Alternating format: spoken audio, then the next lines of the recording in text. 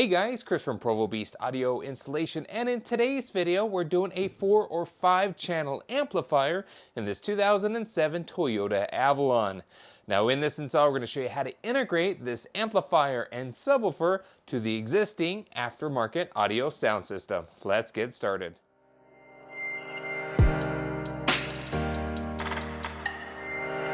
Now, a couple of things to note before we get started. Our 2007 Avalon is equipped with the factory JBL audio sound system. So that indicates we do have a factory amplifier that we'll have to bypass. Now, if you don't have JBL, that's fine. This application of what we're doing will work great in your install and will still supply the parts needed for your specific trim. In our case, we will be bypassing that JBL amp. So without further ado, let's head to the bench to show you the parts that we're going to need for our install. Here at the bench, now the parts that we're using in today's install, first and foremost, is the amplifier and wiring kit that we've chosen to go with. Now in this instance, we're doing a 4-channel amplifier instead of a 5-channel because this customer already has an amp and sub dedicated for just bass in the trunk installed already. So this 4-channel will power all the interior speakers that have already been replaced. Now in this case, if you wanted to power a sub in the same amplifier, a 5-channel amplifier is a fantastic solution because it's an all-in-one option, allowing you to not only power all your interior speakers, but a subwoofer as well. Now we have lots of versions of 5-channel amps on this channel, so if you want to see any of those, we can link them in the description. More or less, it's the same process. The only difference with the 5-channel, it's going to have an additional set of speaker terminals to connect to a subwoofer. Now, if you want a 5-channel, we'll link our favorite 5 channels in the description, along with great subwoofers and boxes to accommodate those needs. In this video specifically, we're going with this N-Series amplifier by NVX. It's the NDA 604, and this will be a great replacement for the JBL amplifier as it's about the same size and it will fit in that factory location. It does require 4-gauge power and ground inputs, as well as has 4 sets of speaker terminal outputs. Now, wiring wise, to integrate this into the vehicle, it calls for this 4-gauge amplifier wiring kit. This one's by Scar. It's an OFC kit, so it's really nice wire, and this will work great in this application. Finally, in order for us to tap into the factory audio sound system, bypassing the JBL amplifier, PAC now makes a T-harness that makes that super easy. No longer do we have to make one ourselves. This is the APH TY01, and essentially it's an OEM T-harness replacement, allowing you to integrate aftermarket equipment to the factory wiring without cutting or splicing. Now, one final note here, our amplifier wiring kit does include RCA cables. It's just a 2-channel. Since we're doing a 4-channel, we'll need another set. So first thing we're going to do is grab our amplifier. We're going to go ahead and mock up where we're going to get it installed. We're going to prep our T-harness adapter as well. And then finally, let's lay the seat back and prepare removing the JBL amp and getting this mocked up in that OEM location.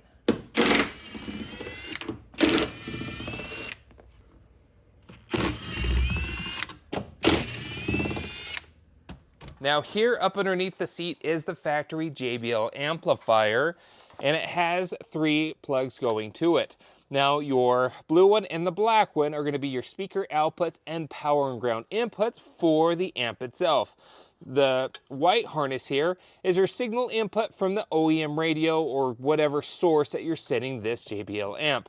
In this case, all we need to focus on are these 2 harnesses, which our PAC T-harness will plug into. Again, they're already labeled and pinned correctly. It makes our install so easy. These will be our speaker outputs from our new amplifier, so we can send that newly amplified signal to all our speakers. Next thing we need to do is go ahead and remove the amplifier here. It's held in with tabs on this side, and it's going to have a bolt on the back side. Usually it's about a 10mm.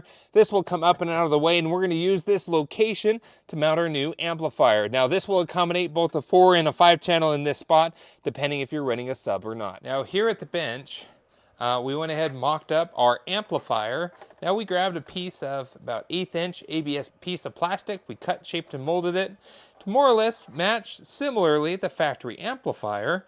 And it's really going to sit in this location. It's going to attach to the carpet, and we're going to snag the back 10mm bolt just to ensure it doesn't slide around. Now this is a great platform for us to start mounting our wire to, and we're gonna grab our pack T harnesses and walk you through how these will hook up to this amplifier. Now in our pack kit comes with this nice instruction manual, which we basically will walk you through how everything connects, and it comes with 2 sets of harnesses. Now these harnesses do have a male and female end. In the event you're retaining the OEM amplifier but pulling the signal output out of it to run through like a DSP or some other audio processor or line out converter, you can use that. And the benefit of that is you don't have to cut any wiring. Even if you're adding just an amp and sub to the factory radio, you can tap into the subwoofer output. Essentially here it's labeled as the blue set on this other harness, and it makes things nice and easy, as again, this is a plug and play T harness. You can add a line out converter right to this without cutting your factory wiring. However, in our case, since we're completely omitting the OEM amplifier, we're not going to need these male ends because there will be nothing for them to plug into. We just need the female ends, as those are the speaker outputs that'll send our newly amplified audio from our NVX amp into these connections here, and then those will run all the way to our OEM speakers or aftermarket speakers. In our case, they've already been replaced. Same thing on this end. You're gonna have 2 sets of harnesses. We're not gonna need the male end because again, we're not keeping the factory amplifier. Looking more specifically at our instructions, again, you're gonna have 2 harnesses. Harness number 1 is the bigger of the 2 harnesses, and it's all nice and laid out here. Now, the only thing that is not labeled in our case is speaker 3 and 4, which speaker 3 is our tweeter in the rear deck. That's our left rear tweeter. Speaker 4 is subs. Front right and front left, they're already labeled there as gray and gray black and white and white black respectively. On the back side here is the smaller of the 2 harnesses. Speaker 1 is our tweeter for the right rear in the rear deck, and that's going to be red with a red black stripe. And then speaker number 2 is going to be for our center channel, which in our case, we're not going to be amplifying. Rear left is green with the green black, and rear right is purple with the purple black, and those speakers are located in the rear doors. The customer's already removed the OEM subwoofer, so obviously we're not going to use the sub in this case. So let's go ahead and remove the male ends off our harnesses here. We're going to go ahead and start making our speaker connections right here at the amplifier. Then we'll mount our wiring to this mount, as well as get our power and ground and pull this along the other side. All right, so we went ahead and prepared our harnesses here. Now, just using a pick tool, we went ahead and depinned. Again, we're not powering the factory sub. It doesn't even exist in the vehicle anymore, so we took out that center channel. We didn't need to power center channel, no need to in our application. We also pulled out the powers and the grounds because we don't need those here. I mean, they're convenient if you're running something like a DSP. In our case, we just don't need it. So we went ahead and pulled them out. An extra step, you don't necessarily have to do that at all, but it's something that we did just to clean up our harnesses. Then we spun our wires so it's nice and clean bundled here. So we have our 2 sets of rear tweeters, our 2 rear door speakers, and our 2 front door speakers that are combined with our tweeters. Because in this Avalon specifically, the A-pillar and the driver's side door are on the same channel. So those are done. Now what we're going to do is connect these into the amplifier based on those schematics here, and then we're going to run it along the sides.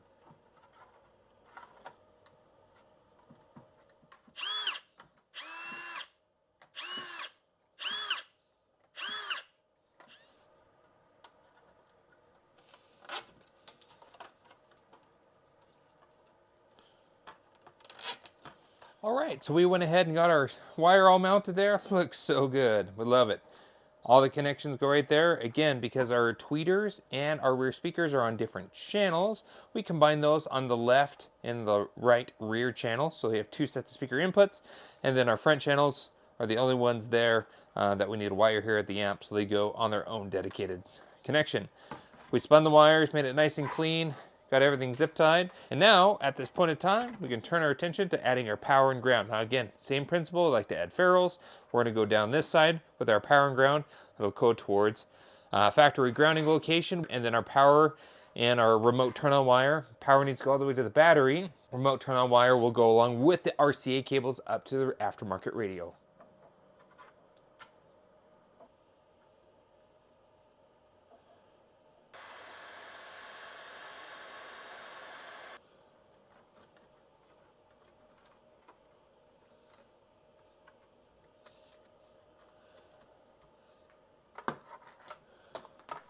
All right, so we went ahead and finished our amplifier rack. Now, power and ground go on this side of the amplifier here. Our ground can be nice and short. There's a factory grounding location we'll go to. Power wire will go off, and this will run along the kick panels through the firewall all the way to the battery. Also on this side is a remote turn-on wire, and that'll go to the remote turn-on output of our radio, so that'll trigger the amp to turn on whenever the radio does. On this end we have our RCA outputs. Those will go along with the remote turn-on wire all the way up to the aftermarket radio. Now obviously here, in the event you don't have JBL, there's a couple of different solutions for your speaker wire output, where essentially we'll use something like 9-conductor cable, run our speaker outputs through that cable all the way up to the radio harness, and then there you either use a T harness, which we can link in the description if you're keeping the factory radio, or if you have an aftermarket radio, you'll just tie in that 9-conductor cable right into your radio harness. So at this point in time, let's go ahead and grab our amplifier. We'll go get it set in place, and we'll pull our wiring to their respective locations. All right, so we kind of have our temporarily mounted amplifier here. We'll snag the back bolt there once we get it mounted. Now our factory ground is conveniently right here. And these are the 2 grounding points from the OEM amplifier. That's all that runs through here, so we can safely just disconnect that. Now what we'll do is take that off and use a wire brush. We're going to clean up the paint because we don't want any paint, as that is a great insulator. We need a good connection at our ground point. So that's a 10mm. Pull that out. We're going to use a wire brush, and then we're going to get our ground that's right here added to that location.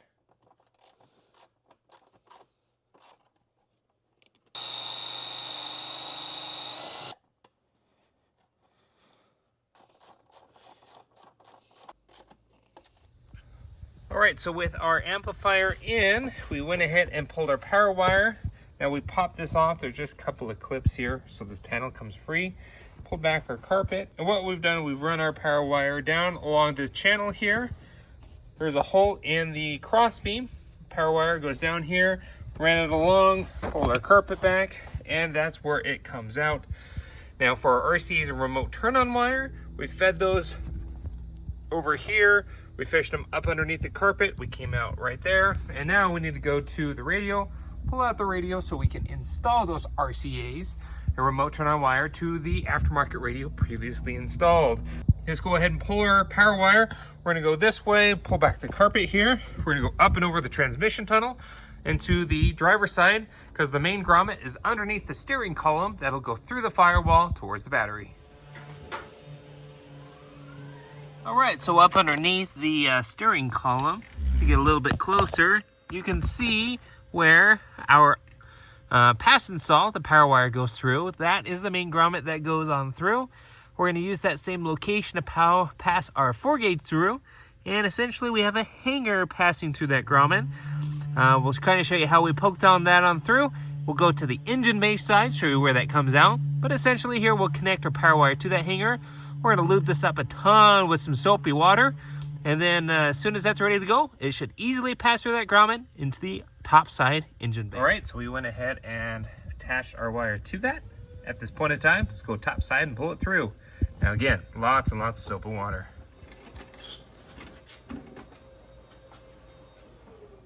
All right, so we went ahead and pulled our wire through. Now we split loomed it here, wrapped it up and around. Now because we already have a sub amp, that's why there's a second fuse holder already. But we ran ours, put ours here, made a little panel out of ABS plastic, and snagged the top of the battery bolt there, and then went right to the positive post there on the battery. So since our ground is done and our power is done, we're really done under the hood at this point in time. We can turn our attention over now to finalizing our last connections at the radio, the RCAs and the remote turn-on wire. Okay, so at this point in time, let's go ahead and remove our aftermarket radio and install our RCAs and our remote turn-on wire. Now before we get the radio out, this bezel up and around the gauge cluster and steering column needs to come out because it's a layered approach. It's a layered panel.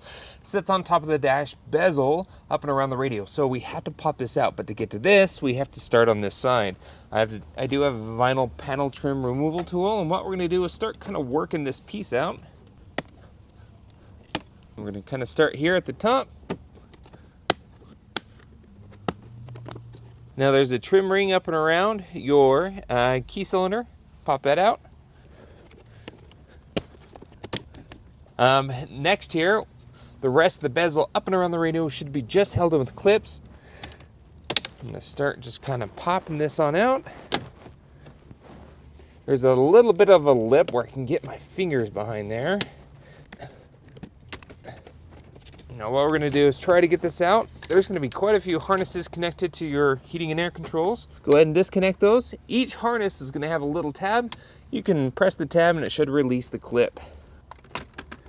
Now it looks like our hazard switch, the harness is taped on in various mounting locations, so we're just going to cut the tape. All right, so we got that out.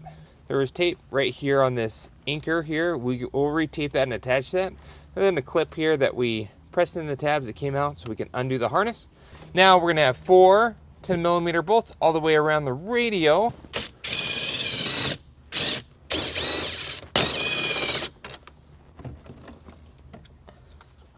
With the radio removed, simply connect your RCA cables to the aftermarket radio's subwoofer output and connect your remote turn-on wire. If you're using a factory radio, if it's the non-JBL version, you'll use a T-harness, which we can link in the description here for you. Or if you're using the factory radio with the JBL audio system, we'll link those notes in the description for you.